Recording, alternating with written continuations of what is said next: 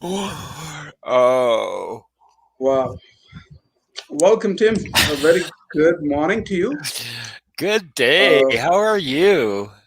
you're doing good. It's just raining here in Bangalore. It's hit, I think, 30 minutes back. It's still continuing.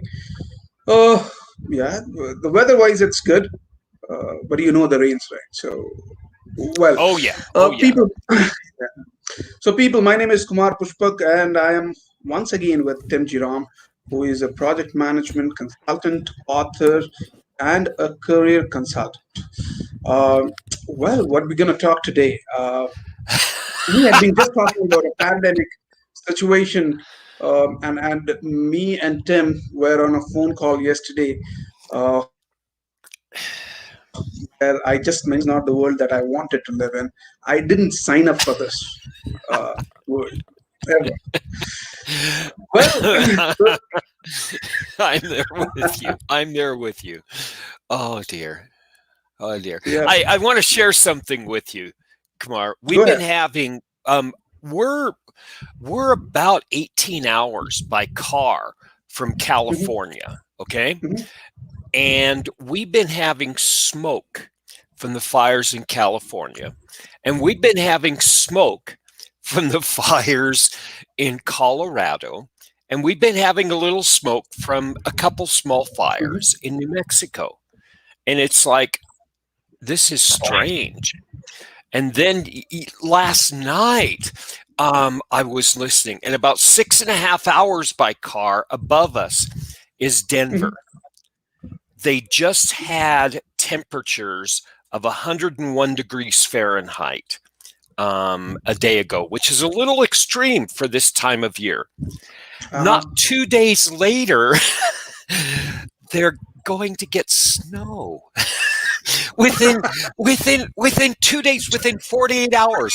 I'm going to turn on the television after we're through here, and I'm going to hear about a house that picked up itself up and walked out of town on 2 feet. I know it's going to happen.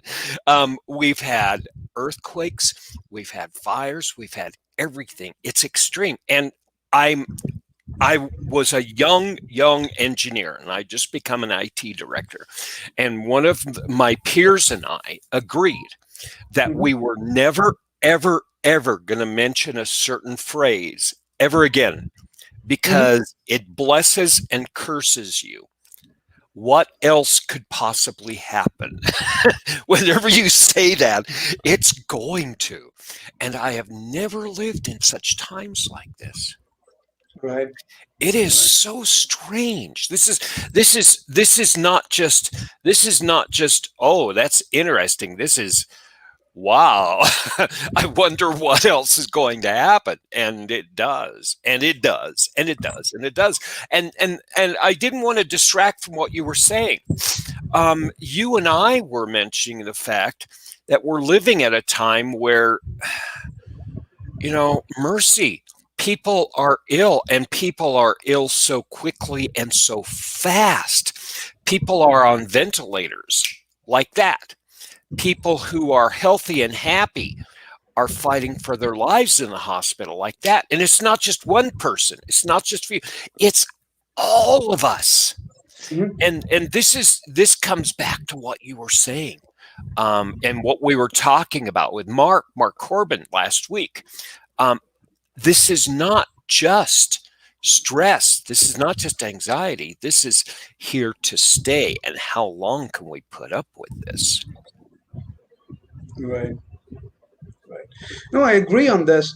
I mean, look at the way the world has changed. One positive thing that I'm aware of is the normal uh, viral fever, or viral infection has gone down, has gone drastically down compared to the last year.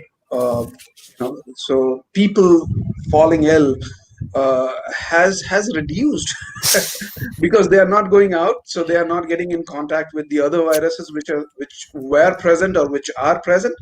uh, so that's one positive sign. So this tells me that, hey, you know what,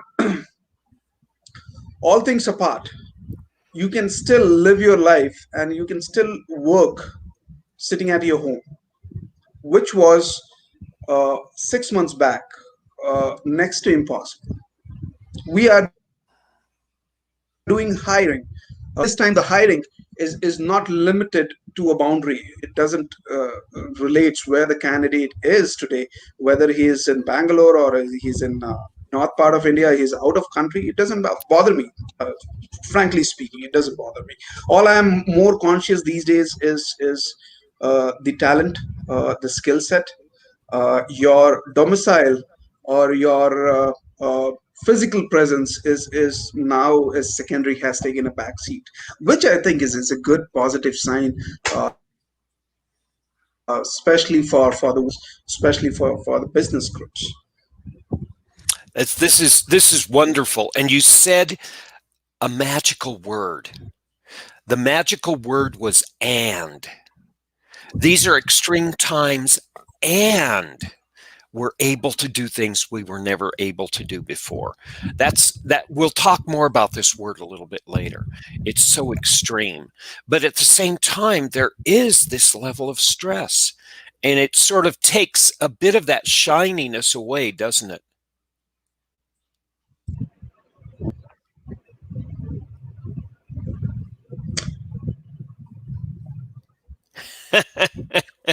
Right, absolutely.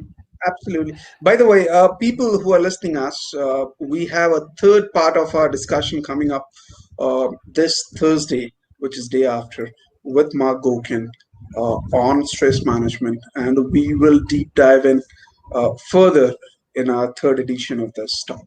So wait for Thursday to discuss on the stress management. But Tim, today I want you to put some more thoughts in terms of uh, how the people can actually grow their skills and be a career ready, or can actually elevate their career graph uh, within this pandemic, within this situation. What are the ways, if you would like to put some thoughts there? Well, we're going to talk more about stress, and what I'm talking about is not just talking about career development, but it's actually managing and addressing stress. It's standing up to it and say, "You will not pass."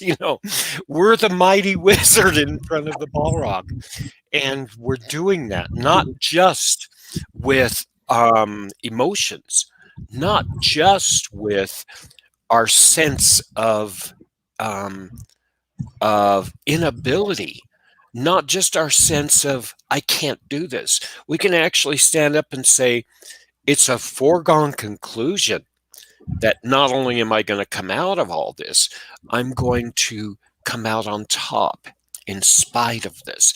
And that's what we're looking at.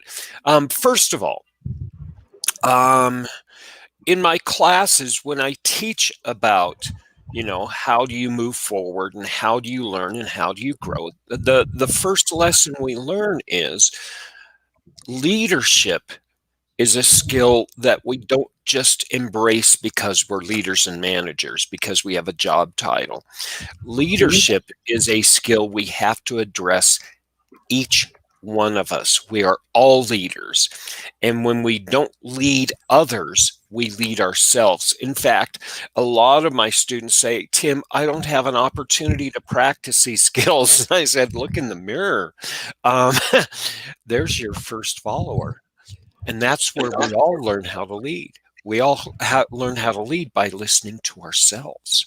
And so when I talk about leadership, I'm not just talking about leading the world or leading soldiers or leading students or leading a company. I'm talking about leading yourself.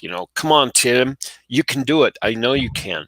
It sounds silly talk, but this is another form of leadership, and we can actually take that mantle on and say, yes, I will lead myself. I don't need a voice outside of myself. I have this wonderful voice inside me, and so there's two things that you learn as a leader that are primary skills in this area to keep us moving forward and getting unstuck. We're not talking about, skills like Excel or Word or that kind of thing. Inspiration and motivation. Inspiration is intellectual stimulation and creativity. I looked that word up 3 days ago and I thought that was so wonderful. Um, Coming up with a new idea.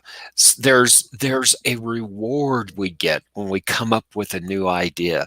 You wake up in the morning and you have a thought and you write it down. You say, "Wow, that's cool." Or you work on a problem and you can't solve it and you say, "Okay, I'm putting this aside. It's getting me too frustrated." And then you wake up in the morning and you say, "Wow, I figured it out." There are actual mechanisms in our brain that say if I apply intentional focus and a lot of emotional drive in a direction, and then I go to sleep, and if I have a good sleep on top of that, I come up with new ideas. This is proven in physiology. We do this. You do it naturally, Kumar. You didn't have to read an article to learn this. You do this. And I'm just learning this by reading books and articles and practicing and experimenting. Now, motivation is even more cool. Okay. Motivation is connecting our work to something that fulfills us. Okay. Motivation means that I have personal needs. I have to get food on the table for me and my family. I have to make sure there's a roof over my house and that today's pretty much going to be stable, just like it was yesterday, just like it's tomorrow, and that I'm going to connect to my friends. These are almost physiological needs. They're built into the way our bodies reward us and our bodies function. And actually, this whole thing I'm talking about is why we are who we are, not just as individuals, but as a species. And motivation says if I can connect the work to fulfilling these needs, like eating and being around my friends, and that work doesn't become work, it becomes play, and it's fun, and it's meaningful. This was Maslow's hierarchy of needs, and this is where it was come from. So I can actually use inspiration and motivation for my teams. I can use inspiration and motivation for myself. That's the fundamentals. Okay, that's the whole backdrop. What I'd like to share with you are about 2 or 3 different games and different exercises that anybody can play that actually work really well. And these aren't my ideas. I borrow ideas from the rest of the world and I try them out, and I tell myself, Right. gee, this works really well. There's 3 of them, and you do this all the time. I was observing a style of each one of these. Now, please interrupt me and ask me about these as we go through, okay? Right. It's going to take a little bit of time, but it's really cool. When you and Mark were talking on Thursday, I noticed something. You were using this magical word and Mark was talking about something called a coin, right?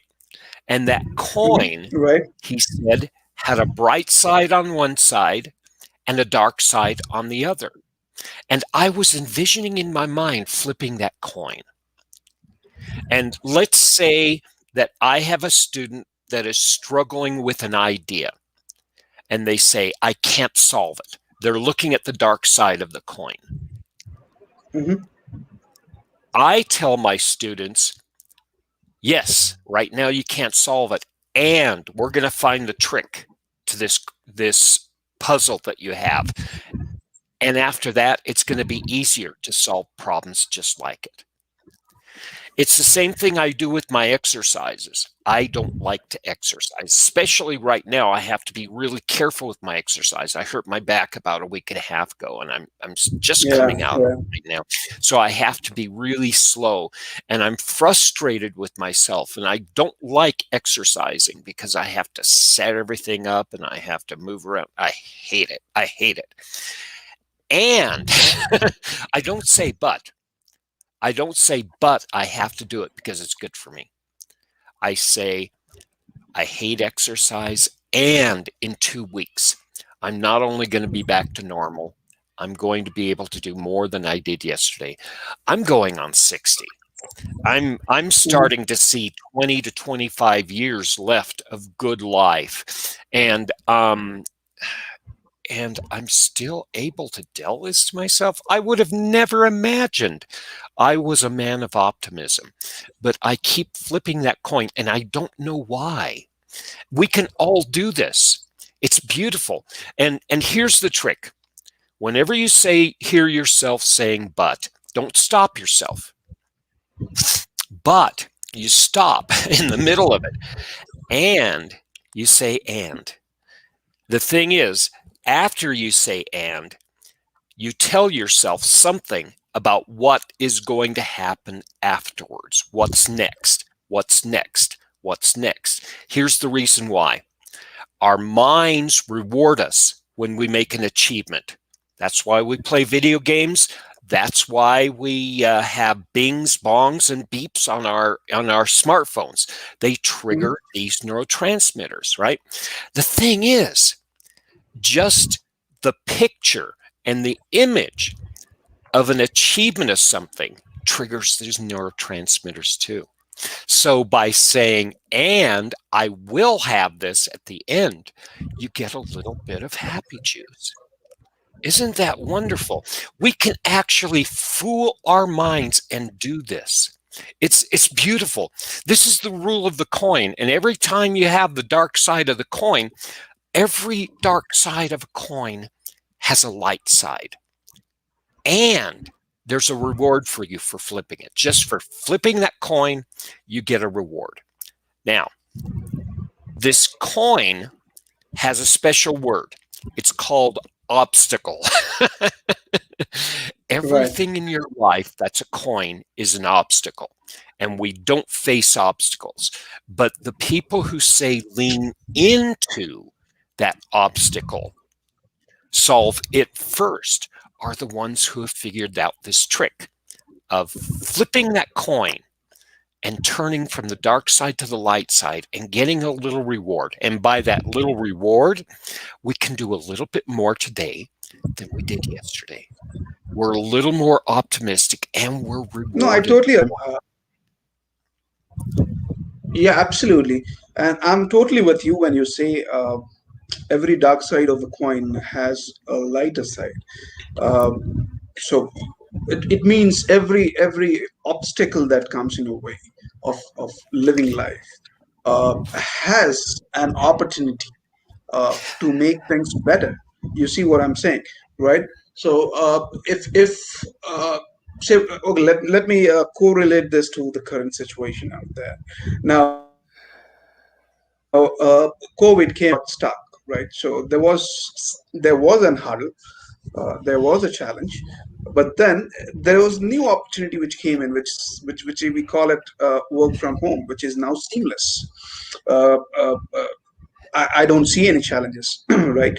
So unless and until some obstacles comes in a way and the things stop, and you do not work towards making things better, towards finding the lighter version of it, towards finding the opportunity, you will never able to cross the benchmark, right? uh, you need to understand the situation, act, and move ahead. I'm sure there would be 10 doors open for you, waiting for you to come inside and grab the new opportunity that is lying there. But the point is, and that's where when we were talking to Mark, we discussed about the mental psychology. stuff where we have a roadblock not on the way, uh, but it's in our mind where which says, hey, you know what, I cannot move ahead now. Now this is a situation. This, oh God, what can I do now? I have lost my job. I'm not finding my suitable or a good match, which can be rewarding.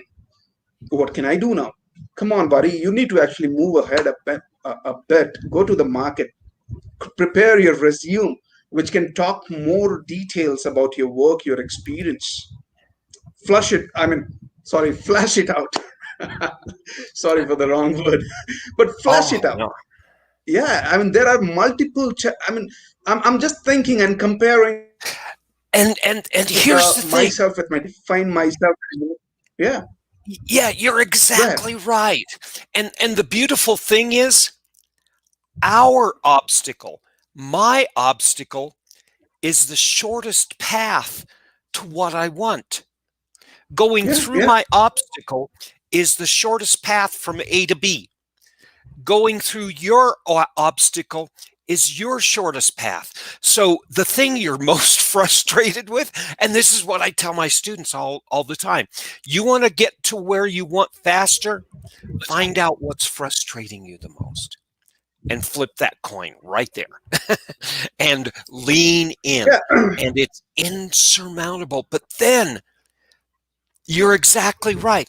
That is the shortest path to your reward. That's the shortest path to a greater reward than you could experience.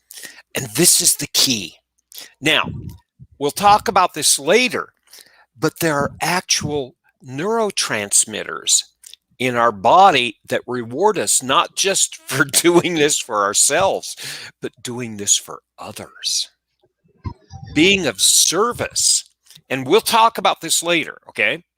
But Hmm. being of service actually physiologically rewards us.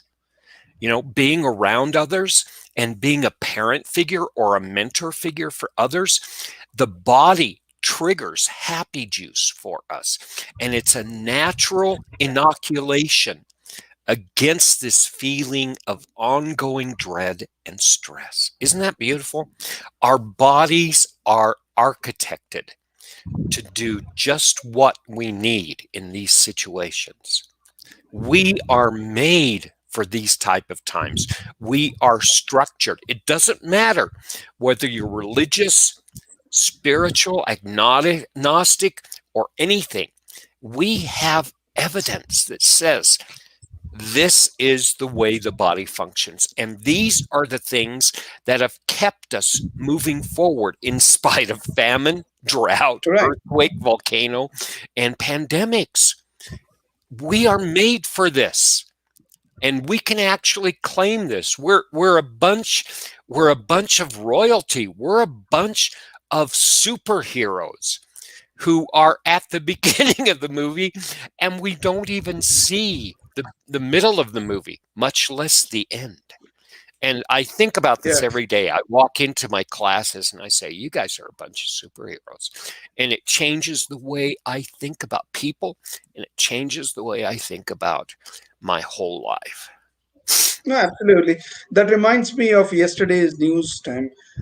Did you watch the WHO chief talking about? I I missed that. I'll You please missed that, okay? please go ahead. Please go No. ahead. So what he said is basically to the people out there that be prepared for more because it's on the way. It's on your way. So Yes. And you and I have been talking about this. Be prepared for the house to stand up on its own 2 feet and walk to another town. And that's what he's saying. We yeah, are architected. We are physically architected across the last 10 millennia, across the last 100,000 years. You know, we are architected for the unknown, not just the things we know right, about, right, but the unknown itself. Now, how can we actually help ourselves?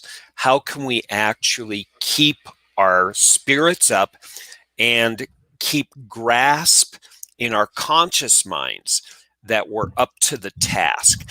And that's the next experiment that I want to give you, and I want to give the rest of the people. Right. So tell me okay, tell me in more layman way, which can be understood by everybody who is listening in. What should be the, let's go with the three or four, maybe four pointers or the skills that you say that we should sharpen this during this pandemic or this during this period. What are the three or maybe four skills that you want us to work upon? Flipping that coin. Again, Point I'm one. not going to talk. Okay. Yeah, point one, flipping that coin and using and replacing but with and. Okay, there's something about it. It does something to your mindset. Number two, it's the way you talk to yourself and the way you talk to others. We've forgotten in the West how to convince people. If we look at debate, it's not debate right now, it's argument. And in order to win in arguments, they're putting people down. They're saying that man has scuffed shoes, therefore don't listen to him. Or that person is wearing the wrong color of tie, therefore they should not be listened to. I'm right, they're wrong because they're wearing the right tie. No, that's not debate. That's incorrect. Okay? That's incorrect. There are actual skills that we have been polishing for the last 6,000 years in Western civilization. And actually, India has a longer history that has the same skills. We call these skills rhetoric, the ability through use of your intellect, your emotion, and your ethics to get people to think like yourself. Now, if Can you I can add do something it, here? go ahead. Go ahead. No, just a point came to my mind here while you were talking about flipping the coin and taking but away and replace it with and. I was just thinking, and then you talked about the debates and the people getting into more arguments. I think the people has, this is not the problem of this generation. I think it's coming from long past. That people You know, has uh that you are so right. Finish your thought. yeah. I was just adding in another 30 seconds. Tim, is people have started or they actually perceive things rather than absorbing things. They should start absorbing. I mean, you are more intelligent. Yes, I absorb that in me, right? The moment I start perceiving you, right, saying that, hey, what, Tim is trying to be more intellect. Hey, really, is he so intellect? When I get into perceiveness, when I start questioning the stuffs rather than absorbing those informations, I think that's the moment when a person gets into argument rather than discussion. What do you say? So an argument comes from I am wrong and you are right. That's what an argument is. An argument is not this issue is really this. This issue is not that. Okay? Let me explain this. This goes into economics and something called game theory. There's two games we play. We play it in business, we play it at home, we play it in all our relationships. There's two games. One game says, I'm wrong and you're right. And this is argument. It's called the zero-sum game. Somebody has to be a winner, somebody has to be a loser. Somebody has to get a promotion, and somebody has to get a pink slip. Okay, I came from a corporation that was like that. 10% of the people going through performance reviews this year are going to get promotions. 10% of the people who are going through performance this year are going to get a pink slip. In my corporation, we knew this. It was communicated. It was part of the culture. Okay. This is called win-lose. It's also called zero sum. Okay. Now, there's another game. Mm-hmm. We can also play how long can we keep this game going? This means neither one of us are right. We don't understand the rules. And if we can work together, we can get better. Let me give you an example. Okay. It's 1200 AD or 1200 BCE or CE. Okay. It's the middle of Germany, and I'm outside of a village and I'm trying to feed my family, and I'm going to pick up 2 or 3 rabbits, right? And bring them home, and then we can eat. And then there, okay. I see another hunter on the other side of the valley. There's 2 games I can play with that hunter without even talking to him. If I get the rabbits, they don't. If they get the rabbits, I don't. That's called win-lose. Now, there's another game I can play. If I figure out how to communicate and interact with that hunter and I can get together, and we can actually play together. And we can not just get 2 rabbits, but we can get an entire deer. And then both that hunter and I can sit in the fire for 4 days without going out in the woods and enjoy ourselves with our families. We get a greater reward from playing the non-zero sum game. With the zero sum game, there's only a limited amount of win to go around. With the non-zero sum game, or how can we keep this game going, that's the game of true commerce, we can actually increase the amount of win. Now, which game do we want to play? We're being asked that every time. Every argument that I get into, I ask myself, how can I turn this game from a zero-sum game where somebody has to lose to a non-zero-sum game? How can we work together?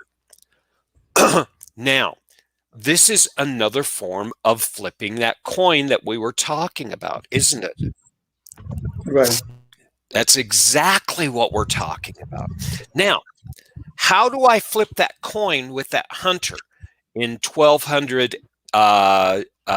CE, right? How do I flip that coin? How do I do it? There's 3 ways, okay? Number 1, speaking to the head. It's called logos, using logic. That doesn't work very well, does it? In the news, we don't trust our scientists. We don't listen to reason, right? We're not reasonable right now because we're scared. And when individuals, and especially groups, are scared, we're not reasonable. So there are 2 other things we can speak to. Now, the world's greatest speakers, the world's greatest leaders knew this, and they studied it. They didn't just figure it out like poor Tim figured it out 20 years after he went to university. They learned it when they were young, and they polished it for decades, okay? The second thing that you can actually have is pathos, which is the heart, speaking to the emotions. Have you ever seen somebody up on a stage like Martin Luther King Jr.? Watch the recordings of him. I have a dream, and he speaks with conviction, and the emotions behind it, and his compassion, his energy actually speaks to us. It speaks in another language. And so you have speaking from the head and speaking from the heart. And then there's a third speech that you can have. It's speaking from down here. It's called speaking from intuition. And that's called ethos or ethics. Mhm. speaking from your moral compass. And these leaders actually learned and practiced speaking from the head, the heart, and the stomach together, all three. And this is what we called rhetoric. And we can do this. It was really funny. These are Go the ahead. Go people. ahead. Go ahead. Yeah, sorry to interrupt him. But this is a point that you brought up. Uh, Connecting people, or when can I say that I'm connected? You see, I mean, it's a skill, isn't it? Uh, I mean, there are very rare people. Rare people. You took the name Martin Luther King. I mean, there is Mahatma Gandhi. Then there is, the leaders. I mean, they connect. They connect to the people. And you rightly said that, a person when he speaks from mind, heart, and the ethics, and that's when he connects to the people. Uh, I think you should do a session on that. How can you be presentable? How can you actually connect to the people? That's the whole new topic, which I think you should take it up. Let's pursue this. Let's make a mental note and let's spend some time thinking about this. And people out there, if this actually is important to you and if this drives you, tell us. Okay, what this is something that Kumar and I do all the time, everyone, and we're inviting you into these conversations because we found it so compelling, and we put a simple show together, and a bunch of you told us this is important. Please do. So if you also find this compelling, tell us. Connecting, and that's the third thing I wanted to talk about today. And by the way, Kumar, I don't have a class I'm teaching. So if you guys have questions about what we're talking about today, we can continue it. But yes, I'm more than willing to talk about this. This is the third experiment that I wanted to actually share with you today, Kumar, this connectedness. And you know what's strange? You brought this up, right? Gandhi, Mhm. Martin Luther King Jr., JFK, all these people were good at it, but they didn't start off being good. There's two things. They had to learn how to do it well, and they had to start with a small group of people. There's a theory um, that's called um, diffusion of innovation. Okay. Mhm.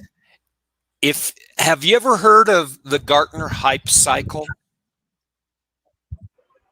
Right, right. Things, Why technology, you call it as a hype ideas, cycle, Tim? Sorry, um, why you call it as a hype cycle? hype means that you bring awareness and you get excited about it, right?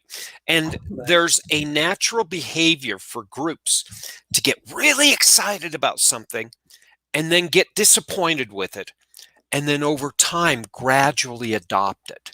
It's what happens with the adoption of technology.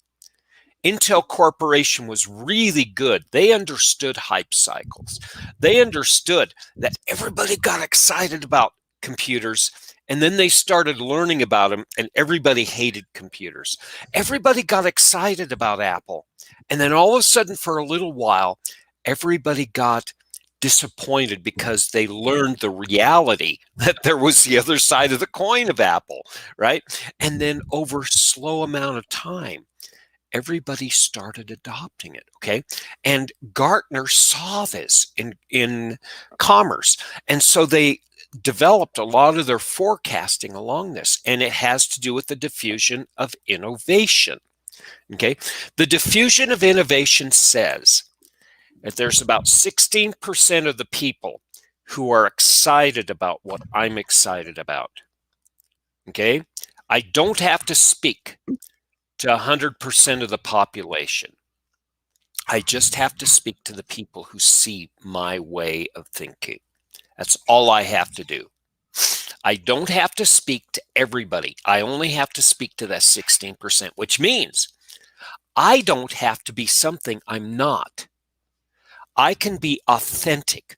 All I have to do is be convincing to myself, have conviction, believe in what I am, know exactly who I am and where I am, and speak to that.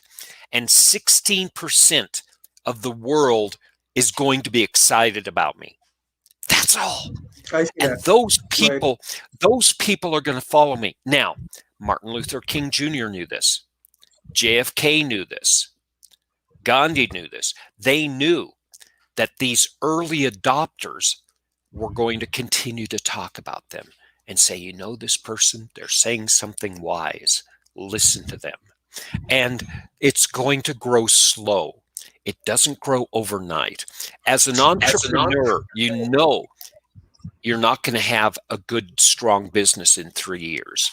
As an entrepreneur, you know in 10 years, if you stick to your message, if you stick to your core business, in 10 years, your business is going to be better than you could ever perceived. This is adoption of the rule of the diffusion of innovation. 16% of your early adopters are going to talk about you, be excited about you. Now, this we can actually talk about how to take advantage of this in workshops and other conversations. How can I use this knowledge to be able to move myself forward? We're talking about flipping that coin. We're talking about using rhetoric, my logos, pathos, and ethos. And we're talking about connecting. We're connecting to people because we believe in what we do and who we are. We're speaking with conviction. And that's the beautiful thing. This connection seems to be another inoculation against this sense of continuous stress and dread. Isn't that beautiful? Indeed. We're Indeed. physiologically Yeah. architected to actually have this occur. Yeah. No, this is indeed it's exciting. It's only about the people to start adopting stuff that you're talking about. Now, We talked about the challenges out there. I mean, the point is, if you realize what's the challenge, then you can actually work towards the solution. The problem is, most of the people don't realize that there is a challenge. They just get stuck to something and then they say, hey, you know what? I cannot move an inch. this is why I've been talking about those 5 things all along that we can use to actually move forward in life. This is the first one, learning how to learn. Learning how to learn is learning how to be a leader, how to adopt new ideas and new concepts, and how to adapt among a changing environment where the house stands up on its feet and walks away. Okay? This is the first step, a part of that. Finding your purpose is the second part, which is my meaning in life. If you have a reason why you're doing something, that's the source of conviction. Finding your tribe. And you mentioned this about 5 minutes ago. How do we do this? And again, just like we're talking about with the law of diffusion of innovation, there is a whole different discussion we can have. How do I recognize my people? How do I recognize my 16%? How do I find them? And you can actually do that. There are actual steps you can do. And finding my obstacle and embracing that obstacle, flipping that coin. Where is your coin in your life? And we can talk about that. And also, there's one fifth one that I'd like to actually propose too. And we won't talk about this today. Making friends with solitude. In these enlightened times, we are alone more than we're not. And a lot of us are more alone than we like to be. And it creates a sense of fear because it forces us to think about what we don't want to think about. And we could actually talk more about how can we embrace solitude itself. It seems that these people that we bring up all the time, the great speakers, the great leaders, and I can mention over, hundreds upon hundreds of these people, they seem to have these things and a few other things in common. And we can talk about how we can actually take this. I'm not talking about turning into JFK. I'm not talking about Mhm. turning into God. I'm talking about us turning into us, actually stepping up and embracing our greatness. And we can act. This is not something that, you, this is not something that says, gee, Tim is great because Tim knows this. No, this is take Tim off the table. I'm with you. The more people who are interested in learning these things, let's have this. And that's where you and I started talking about the academy itself. The academy was an idea. Ijona Academy was an idea where it wasn't another training company. It was a focus point where people can start talking about this thing, and people who are excited about this idea come here. Great idea creators like Mark and you and myself, great people who are ready to take the next step, or even great people who are not ready to take the step but gravitate towards us. This is what actually is the mechanism to moving forward in these enlightened times. True. Got it.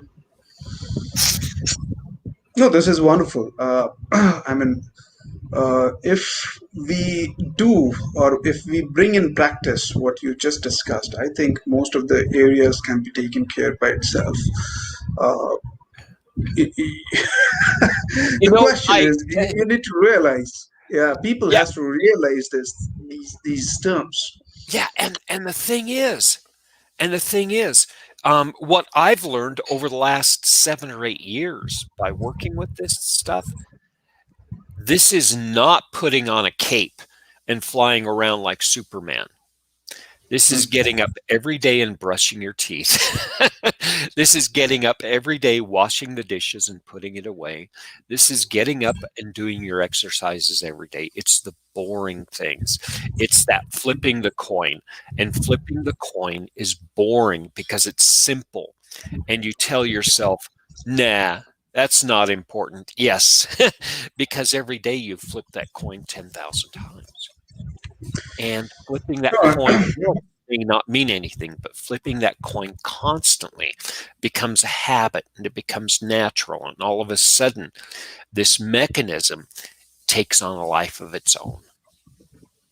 yeah, I mean, see, the challenge is also I have seen. So I have a bunch of people working with me. Uh, I see they get motivated once, but second time if they again fail, their motivation goes to the ground zero. You see what I'm saying, right? Yeah. I always So, keep myself, yeah. So I always keep myself. I mean, I keep giving examples to the people I know. Is I learn a lot from my kid. You see, I mean, he tries to take something out of himself. I stop him once, and then he kind of okay. He will wait for me to get distracted from this, and then he will again go and try to take those things from out of himself. So and I'm also smart enough. You see, I'm also smart enough. So what I do, I again go and pull him down. He does the same thing, and I'll tell you what. 9 out of 10 times he succeed. 9 out of 10. yes, yes, yes, yes. You see, he We learn succeeds. so much from our children. Our children teach us such wonderful gifts. I'm looking at one of my messages to myself here. That message says prepare, learn as you go, and fail. Do this a lot. Um, um, When I was younger in the 1980s and 1990s, Microsoft was really big, and they asked the CEO of Microsoft, "How did you get this way? How can our children become a CEO of Microsoft?" And he said, "Let them play video games." And they said, "What? Video games are evil." And he said, "No, no." He said, "Video games teach you how to fail." And they teach you how to fail over and over and over and over and over and over and over again until you succeed. And then you go on to the next struggle and you Yeah. fail again over and over and over and over and over and over again until you succeed. This is what our physiological is built for. And our children teach us this. We're naturally built, we're architected for learning from failure. Failure is not bad. Failure is is not bad. It's a hammer. It is a useful tool in progress. Now, the way we perceive and the way we respond to failure is what gets us in the way. So when people give up, a great leader says, "You failed? Great. Okay, let's hunker down and let's get more people onto this problem and push together because this is our obstacle. And if we all push together, we're going to overcome this. And then we're going to have a bigger problem. And that's even more wonderful." That's what leadership is all about. It's not celebrating failure, it's using that failure as a compass. It's the focal point of where we're going to push next. That is the beautiful thing. And that's what your son is teaching you. Your son is teaching you, yes, I'm going to fail once and I'm going to get what I want. Nothing is going to stop me. Now, that to get back to motivation, if I have something, and your son's thinking about this, if I have something that's in the way of fulfilling my personal needs right now, I'm going to figure out a way to do that. So a smart leader says, let me connect what that person is doing with fulfillment of their personal needs. So all of a sudden, you're not trying to figure out how to get a rabbit away from the other hunter. You're getting into the mind of the other hunter so you can build a relationship with that hunter, and you work instead of against each other. You're working with each other, and Right. all of a sudden your hunter is moving with you. That's and again, this is gets back to our whole idea of rhetoric and convincing others. Right. Absolutely. I mean, this is amazing. This is just amazing. I mean, there are so many permutation combinations that can be applied to life. Uh, uh, I mean, keep on trying it unless and until you succeed. I truly say I learn a lot from my kids, and I'm sure his kids, the teachers, It's funny. It's funny. You and I looked up to parents as knowing everything, and we're still children being taught by our 6-year-old and 7-year-old parents. yeah, I walk into each class. I walk into each class, and sometimes I have over 150 people in my classes, and I think, thank you, teachers, for being here today. yeah, absolutely. I sit in awe of some of my students. They're wonderful. They're going through a complex training cycle of material. I can't even, it took me years to embrace some of these concepts, and they're doing it as a Yeah, second language. Bless them. I can't even imagine the insurmountable odds my students are going through. And so I have to work 120% to help those people, because if I can help them do that, what are they able to do tomorrow? You yeah, know, yeah. this is how we change life. This is not just making my life more No, comfortable. absolutely that point. This is actually helping put my family, myself, and society itself in another direction. Isn't that wonderful? True. No, this is wonderful indeed. We will talk more on this, Tim, on our next show on Tuesday. But for the people out there, we will be starting few career-oriented courses. What I mean by that is basically the courses which will directly help you land in to the work. I mean, to the jobs.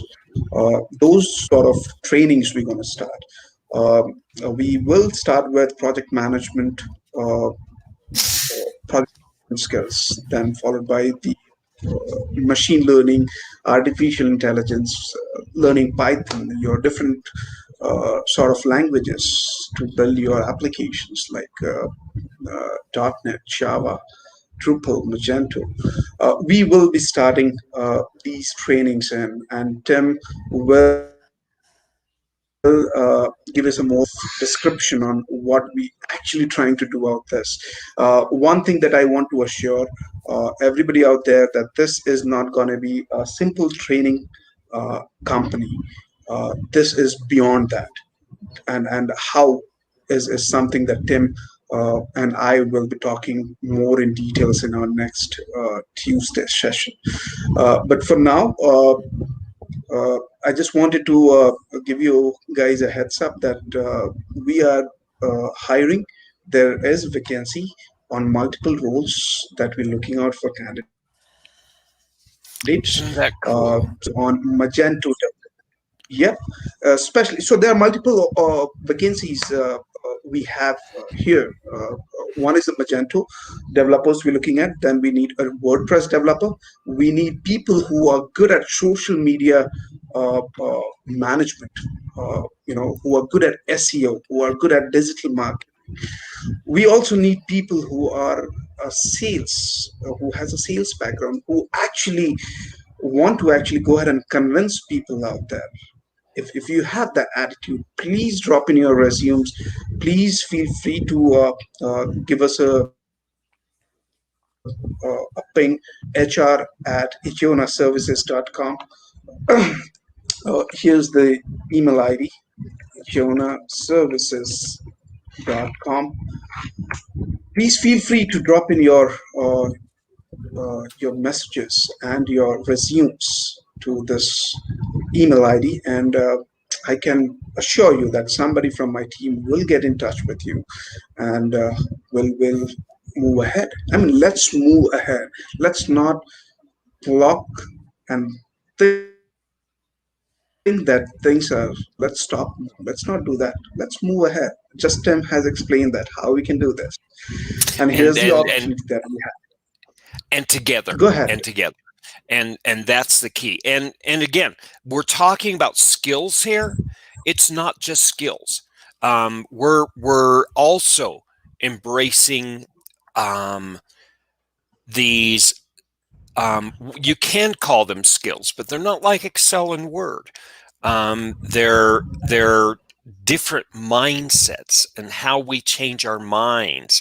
There are different um, different habits, and how do we change habits?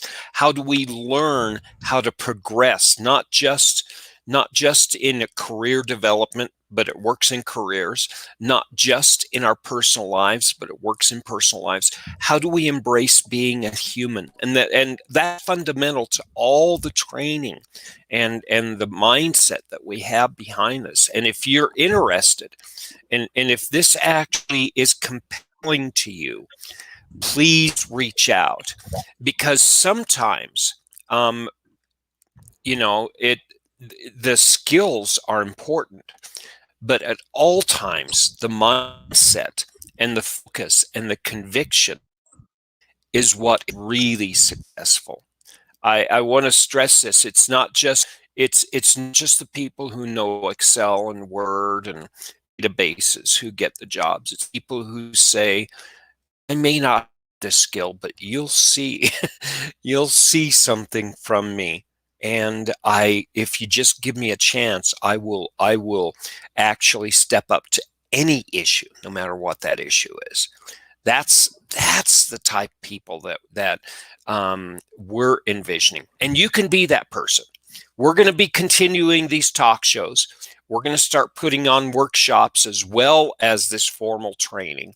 And we're going to continue to be here. So please communicate with us, share with us. If nothing else, let's keep this conversation going.